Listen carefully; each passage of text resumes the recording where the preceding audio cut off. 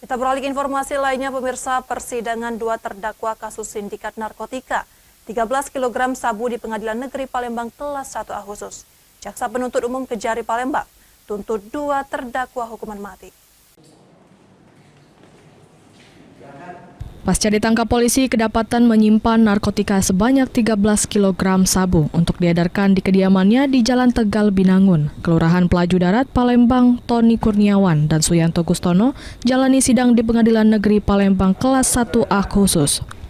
Dalam persidangannya, kedua terdakwa dinyatakan terbukti secara sah meyakinkan bersalah, menyimpan, menguasai, mengedarkan narkotika golongan 1 jenis bukan tanaman, sebagaimana diatur dalam Pasal 114 Ayat 2 Undang-Undang RI Nomor 35 Tahun 2009 tentang narkotika.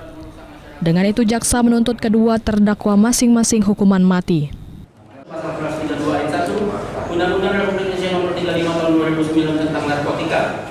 2. Menjatuhkan pidana terhadap terdakwa 1 Tony Darmawan bin Senen dan terdakwa 2 Suyanto Gustono bin Sugono masing-masing dengan pidana mati.